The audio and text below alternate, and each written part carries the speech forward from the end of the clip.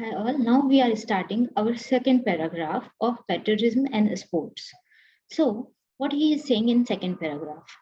The genuine English patriot will know the strength of England has never depended upon the anything, that is glory of England has never had anything to do with them except an opinion of a large section of rich and large section of poor which copies the idleness of rich. तो ये यहाँ पे बताना चाहते हैं writer कि जो genuine English देशभक्त है वो ये जानता है कि जो एक्चुअल स्ट्रेंथ है किसी देश की, हमारे देश की, इंग्लैंड की, वो किस चीज में है, उसकी वैभवता, उसकी संस्कृति, उसकी स्पिरिट, उन सब में है, उसके लोगों में है, न कि किसी एक पर्टिकुलर स्पोर्ट में। तो ये बताना चाहते हैं कि एक जो जेन्युइन इंग्लिश मैन है, जो सच्चा देशभक्त है, वो जानता है कि उसकी जो देश की एक्चुअल स्ट्रेंथ है वो कहाँ है और कहाँ नहीं है। वो बहुत अच्छे से इस चीज को जानता है, उसे बताने की जरूरत नहीं है, accept in opinion of large section of the rich. But यहाँ पर कुछ लोग ऐसे हैं जो एक तबका है जो अपने आप को सो कॉल्ड पेट्रियोटिक कहता है, उसको इन्होंने बोला है कि वो जो कुछ चंद अमीर लोग हैं उनका एक सेक्शन है वो और उनको कॉपी करने वाले कुछ गरीब लोग ये ऐसा नहीं मानते। वो तो पेट्रियटिज्म एंड स्पोर्ट्स को बिल्कुल मिक्स कर देते हैं या सिनोनिम्स मानते हैं। और ये जो पुअर तबका है वो रिच तबके के लोगों को फॉलो इसलिए करता है क्योंकि वो खुद की सोचने की और देखने की क्षमता को भूल गया है। तो जैसा वो एक पर्टिकुलर सेक्शन ऑफ ग्रुप मान रहा है वो उसको एज इट इज उसको कॉपी कर लेते हैं और उसको वो फॉलो करते हैं। बट एक जो एवरेज इंग्लिश मैन है उसका उससे कोई संबंध नहीं है, वो उसकी सोच अलग है इन सबसे। These people will of course think too much of failure just as they thought too much of our success. The typical jinglos who have admired their countrymen too much for being conquered will doubtlessly despite their countrymen too much for being conquered.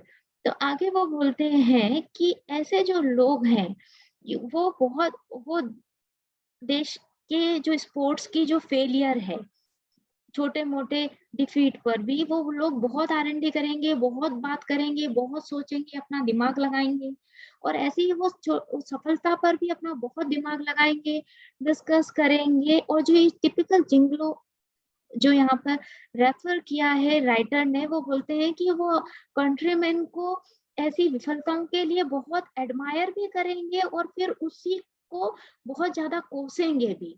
तो वो दोनों ही काम करेंगे।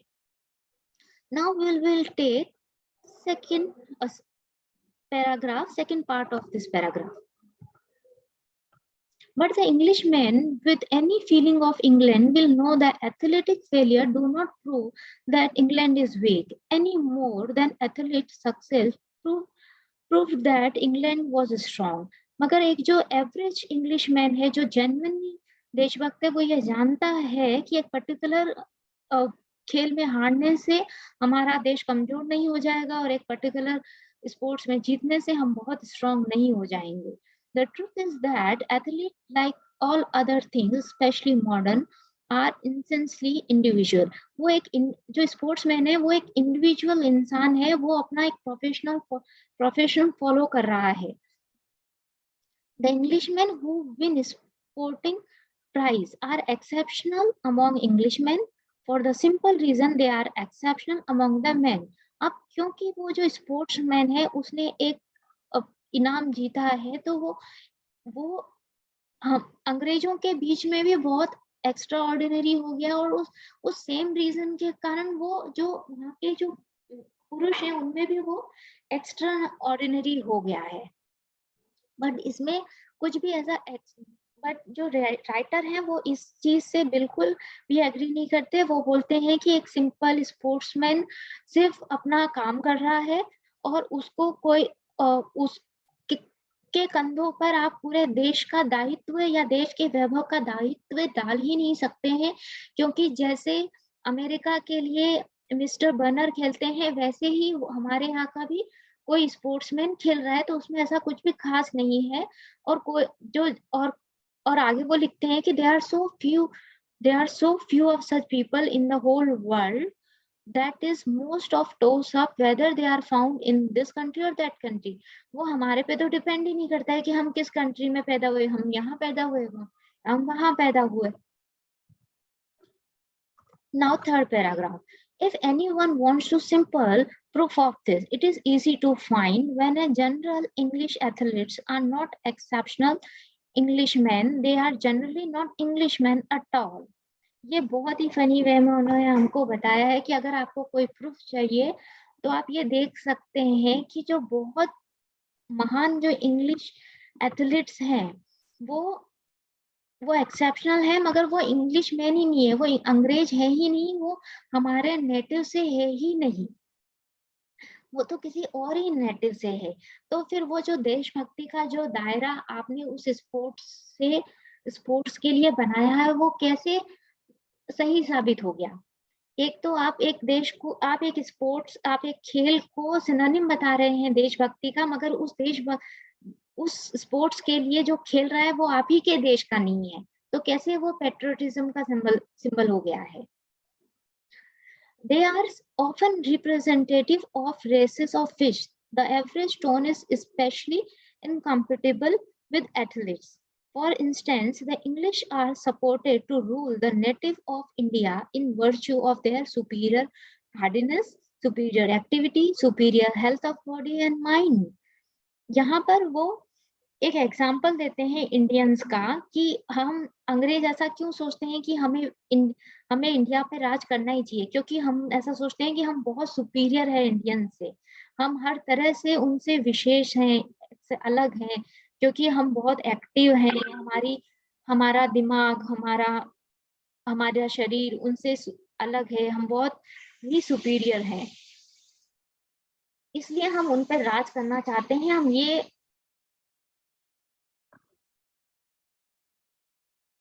इस तरह के examples देते हैं. The Hindus are suppose to be our subjects because they are less fond of action, less fond of openness and open air. वो उतने खुले नहीं हैं, वो उतने एक्टिव भी नहीं है, और वो उसी प्रकार वो क्रिकेट में भी उतना इंटरेस्ट रखते ही नहीं है.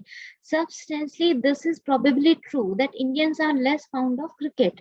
All the same, if you ask among Englishmen for the very best cricket player, you will find he is an Indian. Oh my God. First, you are saying that Indians are less than you, but when you talk about your patriotic sports, your very special sport, and the main person is Indian. Here he is talking about Maharaja Ranjit Singh Ji, who was played cricket for England and he was very famous and renowned player at that time. तो ये बिल्कुल ही humour वे में और sarcastic वे में कह रहे हैं कि एक तरफ से आप ये बोल रहे हैं कि आपका खेल महान है, आप बहुत अलग हैं, और उस महान खेल में ऐसे लोग बेस्ट हैं जिनको आप तुच्छ समझते हैं. और टेक अनदर केस, फिर वो एक दूसरा एग्जांपल लेता है कि broadly speaking truth that the ज्वेल्स are a race specific intellectual indifferent to war like the Indians. वो जेल्स का भी एग्जांपल्स लेते हैं कि वो भी बिल्कुल अलग है, इंटेलेक्चुअल है एज इंडियंस, और perhaps the contemptuous of war like Chinese भी ऐसे ही है. Nevertheless, the very gold prize fighters, 1 or 2 are being jewels. मगर जिनको इनाम जिन्होंने जीता है वो ज्वेल्स ही है. मतलब इस पूरे पैराग्राफ में उन्होंने ये बात साबित करने की कोशिश करी अपने एग्जाम्पल से कि आप जिसको महिमा मंडित कर रहे हैं जिस खेल को, उस खेल में जब आप किसी एक पर्टिकुलर खिलाड़ी की बात करते हैं बेस्ट की, तो वो उन रेसेस से आता है, उन जातियों, उस देश से आता है जिनको आप तुच्छ समझते हैं. Now next paragraph, fourth. This is one of the strongest instances of particular kind of evil that arises from our English form of the worship of athletes. It contradicts too much upon the success of individual. It began despite naturally or rightly with wanting England to win. अब यहाँ पर वो एक और example बताते हैं कि जब ये सब शुरू हुआ था तब वो बहुत नेचुरल था, वो इंडिविजुअल की सक्सेस से ही रिलेटेड था, मगर बाद में हमारी टेंडेंसी क्या हो गई, वो इसको इंग्लैंड की टेंडेंसी क्या हो गई, वो इसको यहाँ पे विद एग्जांपल बताते हैं कि it began quite naturally and rightly with wanting England to win. सबसे पहले आप इंग्लैंड को जीतना, यहाँ पे 4 स्टेजेस बताइए, उसमें पहली स्टेज ये है कि आप चाहते हैं कि आपका देश इंग्लैंड जीते। The second stage was that you it wanted home England man to win. फिर आप आगे चाहते हैं कि एक इंग्लैंड मैन आपके बीच का ही, आपका नेटिव पर्सन ही जीते। थर्ड स्टेज वाज, ये बहुत ही फनी है, that it is wanted one particular Englishman। now आप अब Englishman में भी आपका एक जो फेवरेट है आप चाहते हैं वो जीतना चाहिए। the fourth stage was that when he had won, जब वो जीत गया है तो डिस्कवर कि वो तो इंग्लैंड का है ही नहीं, वो इंग्लिशमैन तो है ही नहीं। मतलब आपने डिफरेंट पेट्रियटिज्म की आपने डिफरेंट स्टेजेस देखी, बट जब आप एट लास्ट आप पहुंचते हैं तो आपको पता चलता है कि वो तो आपके देश का है ही नहीं। तो फिर ये कैसी ही देशभक्ति है जब आपके देश के लिए कोई और देश का आदमी या स्पोर्ट्समैन खेल रहा है।